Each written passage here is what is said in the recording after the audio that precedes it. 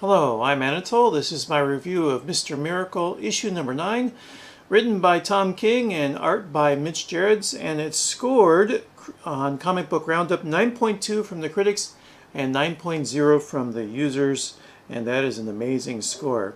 The plot summary, courtesy of Comic Book Roundup. After war comes peace. The bloody battles that raged across New Genesis and Apocalypse have come to an end. And now Mr. Miracle and Calabac must sit down and discuss a truce. Can Scott Free trust the former minions of Darkseid to keep their word? Not likely, but a leader sometimes has to take a risk in service to the greater good. Perhaps the more pressing question, though, is whether Big Barda can make it through the negotiations without beating the life out of the assassin Canto. And my thoughts about the episode is that what's really notable to me is the emphasis in the issue about trauma and overcoming trauma. I've mentioned before that in my viewing other critics, other people who have uploaded their videos to YouTube and other remarks about the issue, is that what really seems to stick with them is the theme of trauma and not so much the idea of reality. And in this issue there is both. There is a little riff on reality and how the fictions that we create are more important than reality.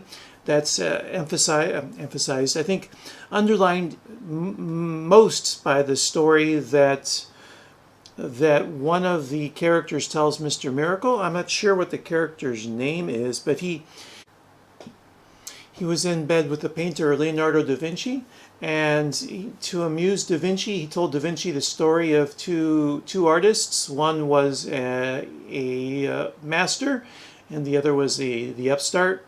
And the upstart challenges the master to a duel, a painting competition. And the upstart begins by presenting a bowl of fruit that looks so lifelike that a bird comes and tries to take fruit from the painting. And the crowd applauds, and the upstart feels like, yeah, I've got it going now. So why don't he tells the master, why don't you draw back your curtain and show us the painting behind your curtain? And the master says, that's not a curtain, implying that that's the painting, but my painting of a curtain was so real, you mistook the painting for the real thing. And that story of him sleeping with Leonardo later turns out to be false. And the character says, but what's the point really of whether it's true or false? The point is that you enjoyed the story, and the story meant something to you. And so you could claim that about reality. Reality is only as valuable as the value we place on it. Although I may have mentioned Philip K. Dick before. He's one of my favorite writers. His conception of reality is one I return to often. Reality and sanity. But he said that reality is that thing that still persists even when you don't believe in it. So for Philip K. Dick, there was still the ground. There was still a core that we could return to at some point. A fiction is not everything. And that's going to be important later in the series. Not to say how, but it is. This idea of reality still is important.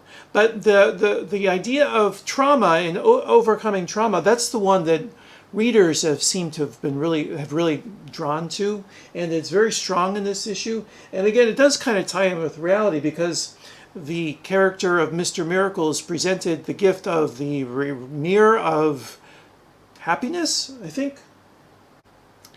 Correction, the mirror of goodness. But at one point, Mr. Miracle and Big Barda stand in front of this mirror, and it shows them the reality that exists, that would exist, the true reality that would exist if it were not for the ways that we have hidden that. And so when Big Barda and Mr. Miracle were trapped in the fire pits with Granny Goodness, she tortured and mutilated their body so much that they had to resort to the magic of the mother box and plastic surgery to repair their body and make it look healthy and whole. But this mirror shows them their body as it would be without this falseness, this fiction, this trickery. I'm trying to get, if my Kindle would just cooperate here.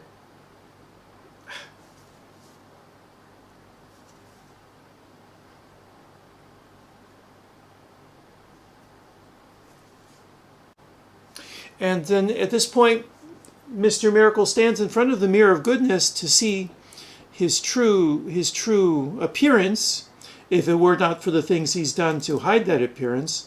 And then Big Barda comes up to him and hugs him, showing that she accepts him regardless of how he appears to her, and that causes him to weep. It's a very moving scene. And so you can see that their relationship has at its root some element of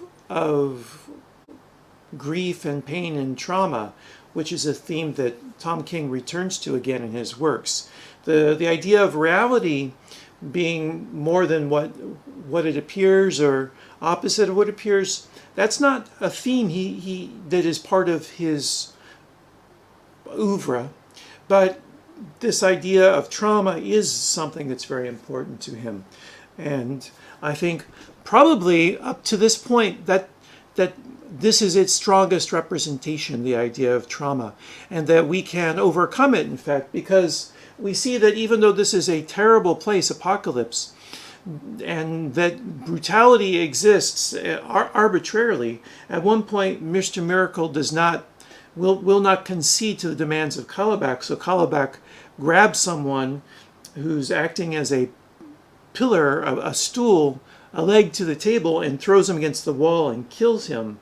And that causes Mr. Miracle, scot-free, to sob later over this sadness that he may have been responsible for the death of this person. But even in the middle of all this, there is still joy to be had. So at one point, Big Barda and Mr. Miracle are able to enjoy some blood wine, bone wine, sorry. Wait, I'll get the name correct in a second. There you see her drinking it. It is bone wine, something something that can lead to pleasure that came from cruelty. And then later they jump into the fire lake? The river of fire?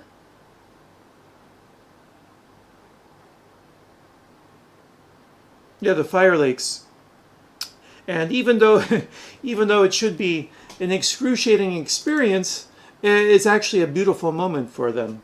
And again, that is common with the theme of overcoming trauma, that we can find beauty and pleasure in even the most dire and cruel of places.